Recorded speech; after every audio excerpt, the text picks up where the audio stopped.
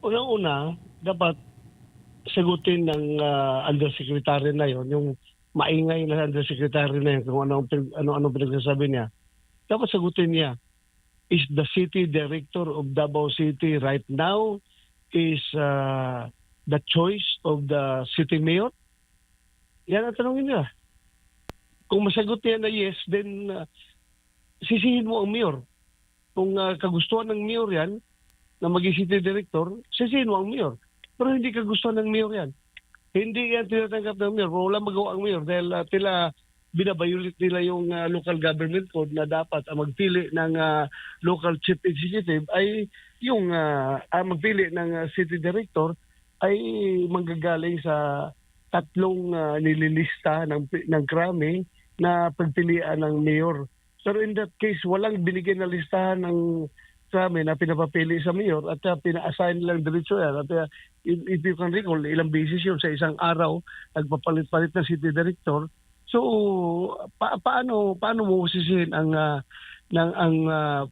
mayor na lalabas man talaga na wala siyang command dyan, kahit na siya ang mayor, wala siyang command dyan sa city director dahil ang city director is directly appointed by Krami or by Malacanang kung tutusin.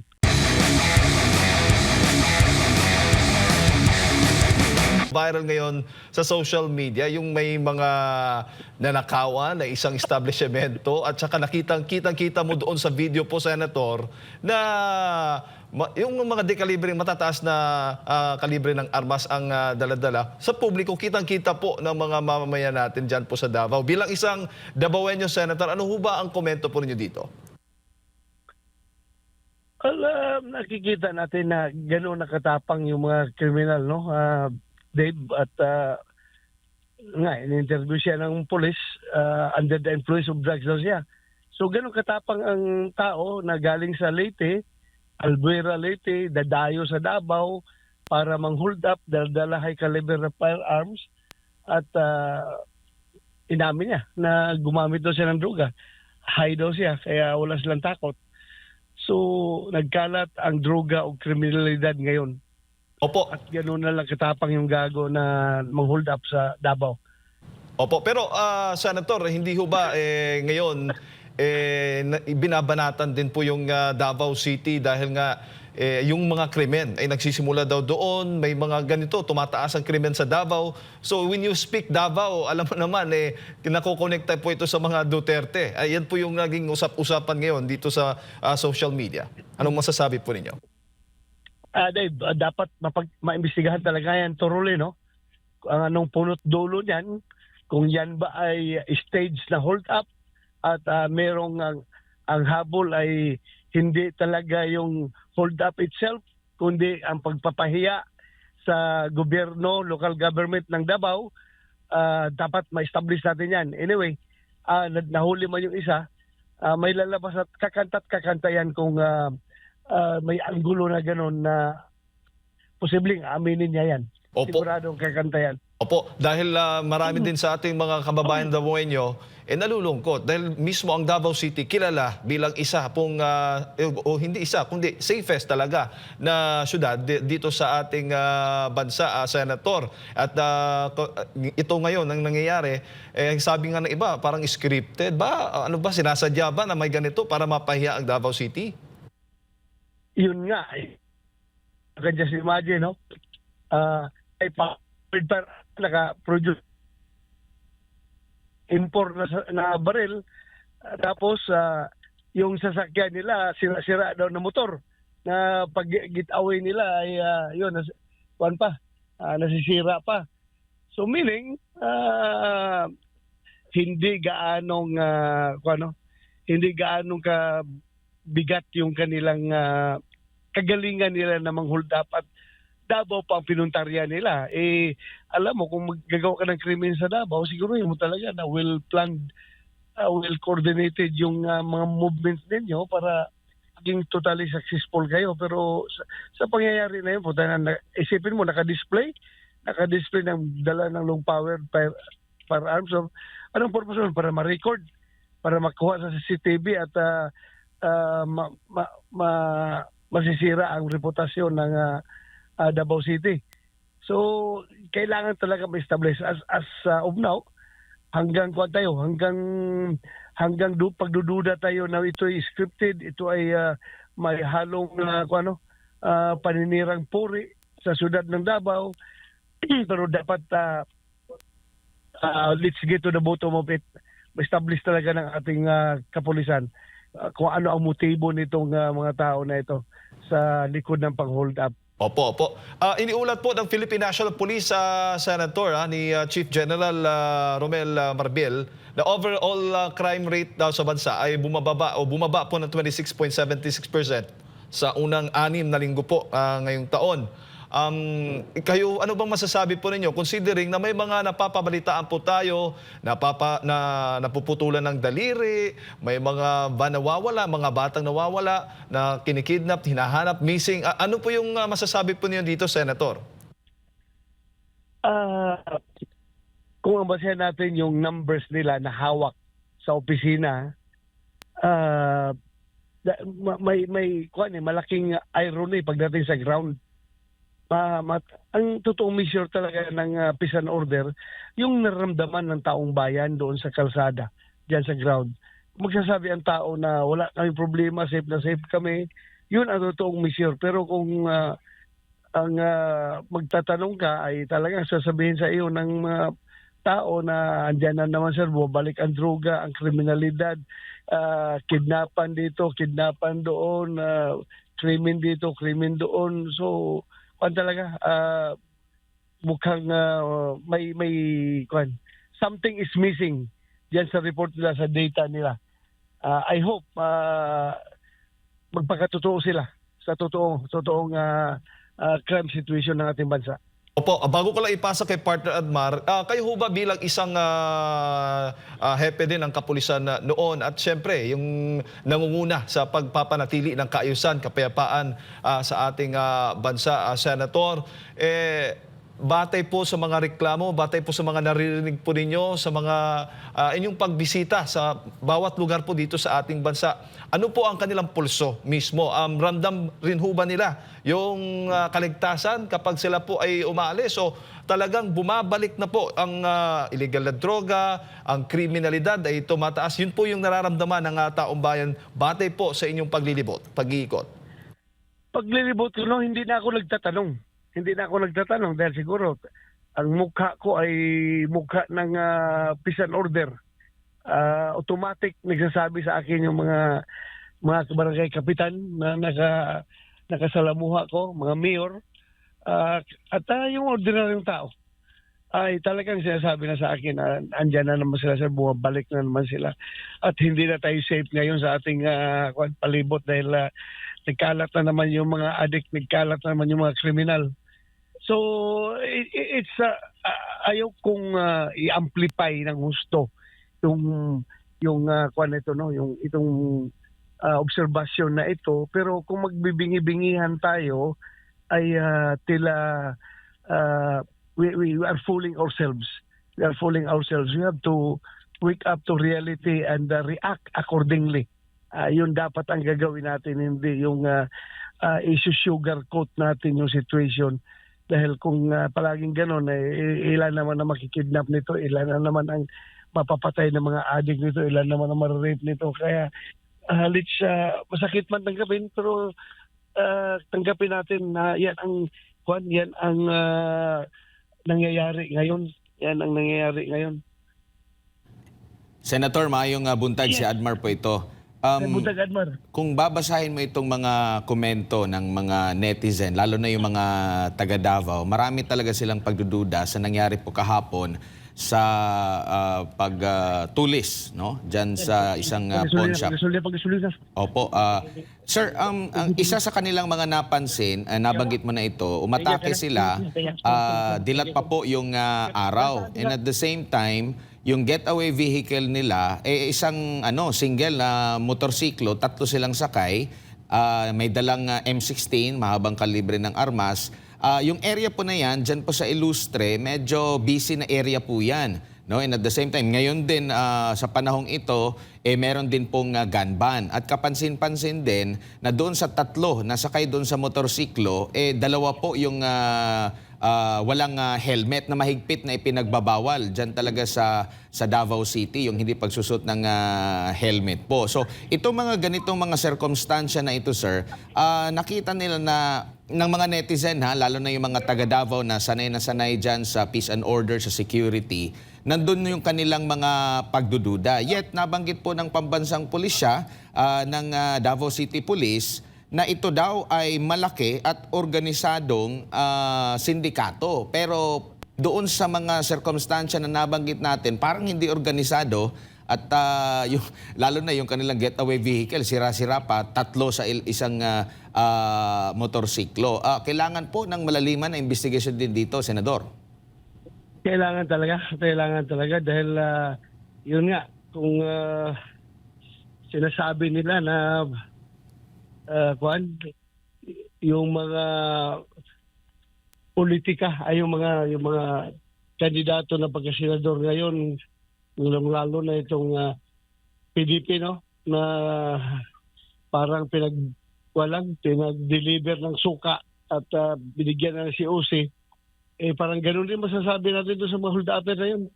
Orang lang ba, pipitsugin lang na basta parang inutusan lang ba? Pipitsugin na inutusan lang. O sige, larga kayo, punta kayong Davao at mag-hold up kayo doon at walang klarong preparasyon ba?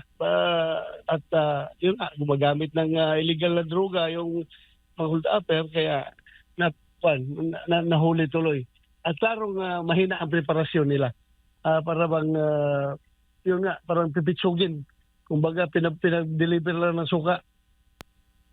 Opo. Meron pong nabanggit din si dating Pangulong Rodrigo Duterte na bumalik na itong problema sa illegal na droga sa Cebu, Manila, maging yung sa Davao nabanggit niya. At natanong po dito yung Undersecretary po ng Communications. At parang ibinalik niya doon sa namumuno sa Davao City na si Mayor Baste na ang sabi pa nga niya dito, kung Davao City ang pinag-usapan, sino bang mayor sa Davao City? Di ba yung anak niya, si Mayor Baste Duterte. So ang ibig bang sabihin nun ay napaka-inefficient ng anak niya. Pero matatandaan po natin na senador, parang nawalan ng kapangyarihan ang lokal na pamahalaan sa Davao nang pinagpapalitan po yung mga pulis po doon, senador, na sa mahabang panahon, best police. Sa panahon din nyo, dinideklarang best police po yan sa buong Kapuluan, senador. Ano po yung take ninyo po ukol dito na kung susumahin talaga ng mga taga Davao, talagang merong yung parang paninira lang ang kanilang gusto sa Davao City. Gusto nilang sirain yung magandang imahe po ng Davao City, senador. Unang-una, dapat sagutin ng undersecretary na yon, yung maingay na undersecretary na yun, kung ano pinagsasabi niya. Dapat sagutin niya, is the city director of Davao City right now is the choice of the city mayor? Yan ang tanongin niya. Kung masagot niya na yes, then sisihin mo ang mayor.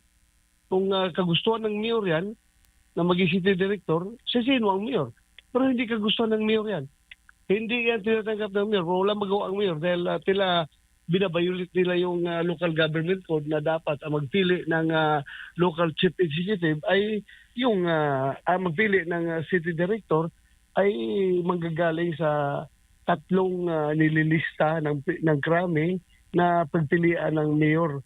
Pero in that case, walang binigyan na listahan ng krami na pinapapili sa mayor at pina-assign lang diretso yan. At if you can recall, ilang beses yun sa isang araw, nagpapalit-palit ng city director. So, paano mo sisihin ang mayor na lalabas man talaga na wala siyang command dyan, kahit na siyang mayor, wala siyang command dyan sa city director dahil ang city director is directly appointed by Krami or by Malacanang kung tutusin. So, paano mo masisi ang mayor? At saka yung mga pulis natin dyan na matagal na nakapangkapak na nila yung peace and order situation sa Davao. Alam na nila yung anong kapangkapa na nila ang sitwasyon sa Davao. Matagal na silang alam nila yung gagawin dyan sa pag-maintain ng peace and order. Ay, pinagtatanggal nila. Di ba? O like for example, yung si si Colonel Ronald Lau. Napakagaling na na opisyal yun. Talagang nagsimula yun as PO1 dyan sa Davao at alam niya yung paano diskarte yan para makontrol ang sitwasyon ng krimen sa syudad. Isa na ngayon si Ronald Lau at yung iba pa mga opisyal dyan na magagaling na talagang inaasahan natin. Hindi lang inaasahan ng mga taga City Hall, kundi inaasahan nating mga mamamayan diyan sa Davao na kilala natin na magagaling na pulis. Yun, dahil magaling na pulis at ina-identify nila sa mga Duterte, ay pinagtatanggal nila at kung saan na pinagtatapon. So, yun ang mahirap ngayon diyan. Tapos kapag mayroong krimen na mangyayari, ibalik lang sisi sa mga Duterte. Very kabaligtaran yung pinagsasabi nila. Yes, Mayor Sebastian Duterte. Pero hindi niya kagustuhan kung sino yung nakaupo ngayon dyan. Hindi niya hawak yan. Hindi niya totally kontrolado. Dahil ang naglagay dyan, yung makrami man, yung Malacanang, para very clear, para ma-neutralize ang mga Duterte. Let's put it bluntly. Nilagay nila yung mga pulis na yan dyan para ma-neutralize ang mga Duterte. Tapos kung may problema, ang Duterte ang sisihin. That's double whammy on the part of the Dutertes. Opo, kasi kung ramdam nila din yung presensya ng mga pulis o sa security dyan, magdadalawang isip talaga kasi sa mahabang panahon po na-maintain ang magandang peace and order dyan po sa Davao City na talagang kinatatakutan ng mga kriminal. Pero yet ito, parang simple lang sa kanilang umatake po dyan sa Davao City ngayon, Senador. Talaga. Kung sa panahon ko pa, kung ako city director, yung time na yan, yung ganun ka blatant na broad daylight, magdala ng long firearms, hindi pa nakakover ang mukha, nakasakay sa motor. Ay nako, ayaw ko lang kung saan na sila nilibing ngayon kung sa panahon ko pa yan noon. Sigurado yan na maupakan ng pulis yan. Hindi yan makakalusot. Kung makalusot man sila, hindi sila makalabas sa Davao. Sigurado yan. Pero ngayon, paano yan? Mabuti na lang, may isang nahuli we have to congratulate the PNP, the Davao City Police, for arresting one of the suspects. Otherwise, kung walang nahuli, sirang-sira na naman ang imahe ng sirang-sira ang imahe ng Davao City. So we have to congratulate kahit paano may nahuli na isa. Congratulate natin ating kapulisan dyan sa Davao. But then again, per Davao standard, kung tayong Davaoenyo ang standard natin masunod, ay siguro dapat ay naikwento ng pulis yung mga yung mga hold upper na yun na may dal-dalang long firearms. Dapat talaga natimbog yun, di ba?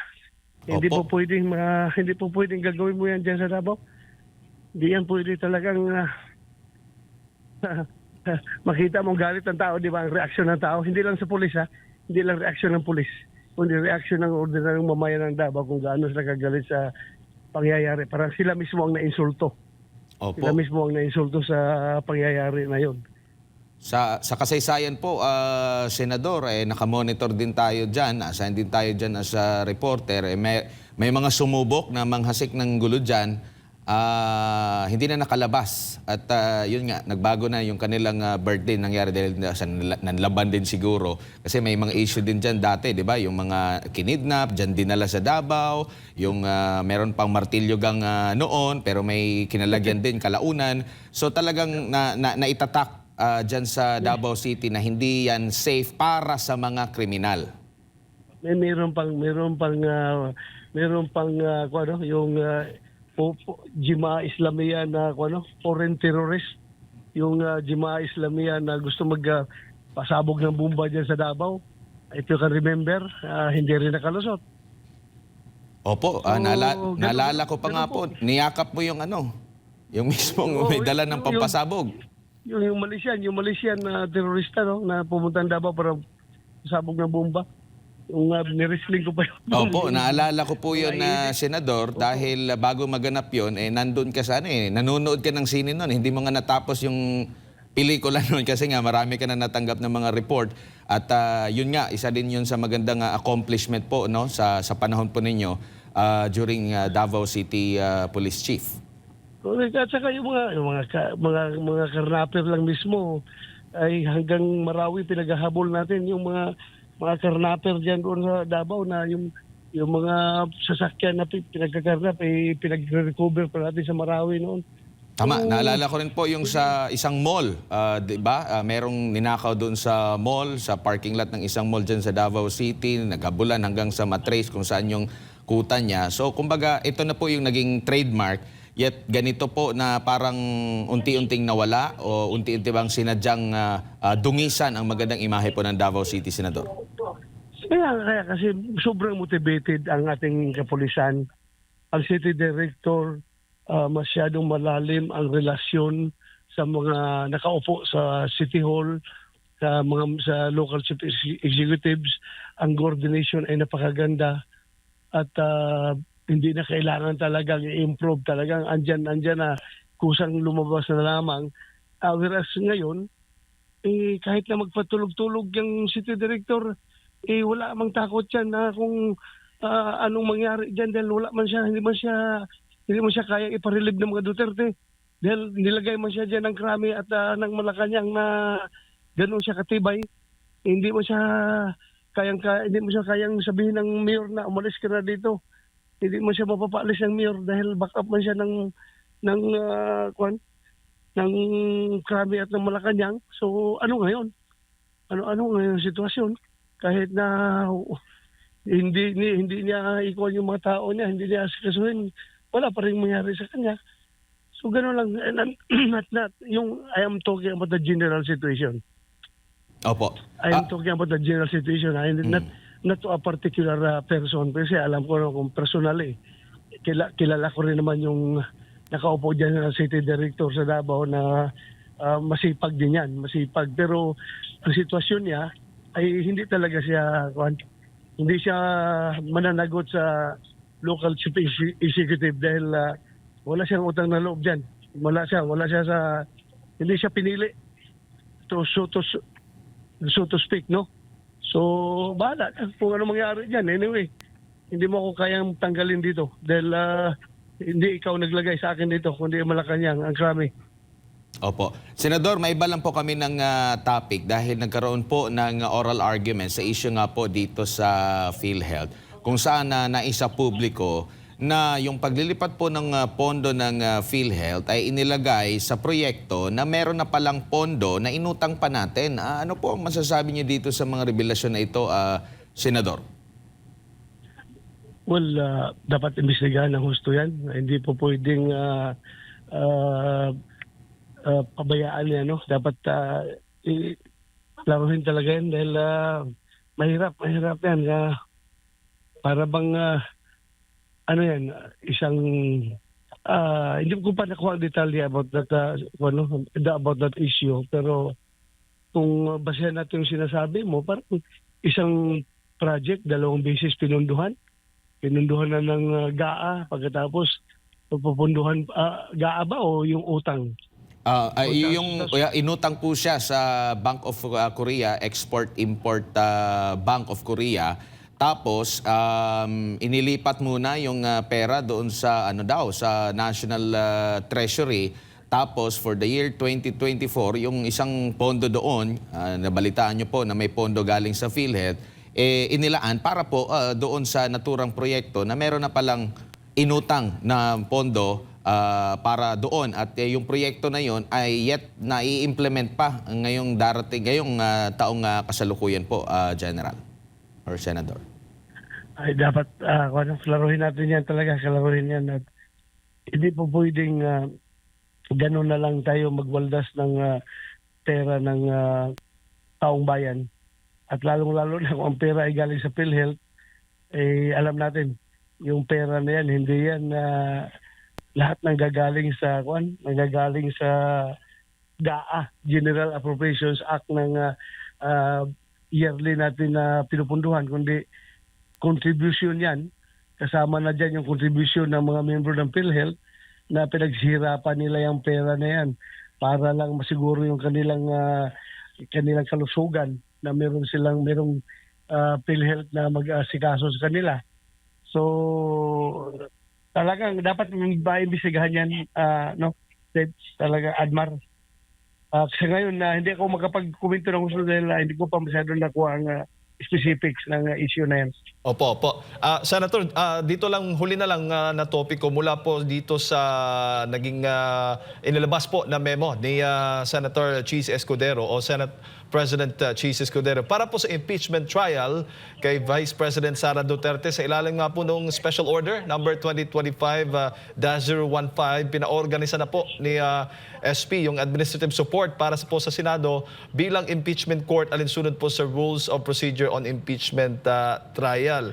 Ano ho ba masasabi po ninyo nito, Senator? Well, parte lang yan ng paghahanda ng Senado, no? Dahil yun nga, itatakil namin yan pagbalik namin sa after elections, no? June 2, July 2, June 2. ano ba? June 2. Yes po. Pagbalik namin, itatakil namin yan at kung mag-proceed na kami sa trial, ay kailangan handa ang Senado. Consistent naman si Senate President na hindi niya itatakil yan during the break. Okay, okay. So walang informal discussions between the senators, Senator Bato, na nagagawa ngayon? Baga tinatalakay ng mga senador ngayon, nagkakaroon ba ng convention? Wala naman, informal discussion. Wala naman kahit na sa aming chat group, hindi na pag-usapan yan. Dahil very clear naman yung press con na ginawa ni Senate President na pagbalik namin. So hindi yan pinag-usapan doon sa aming chat group. Walang mention about that. Alright. Senator, siguro huling mensahe po ninyo sa ating mga kababayang nanonood po sa mga oras na ito. Sa ating mga kababayan ngayon na nanonood at nakikinig, kapit lang. We will survive. We will survive the storm. Sige lang. Sumikap lang tayo na maayos natin ito ng ating bansa. Palagi natin isipin dapat ang kinabukasan ng ating bansa at ng ating mga future generations. Yun ang ating pinaka-goal ngayon. Yun lang po. Maraming salamat. Alright. Maraming dagang salamat, Senator Bato, sa inyo po oras at sa pagbibigay po ng impormasyon. Mabuhay po kayo. Ingat po.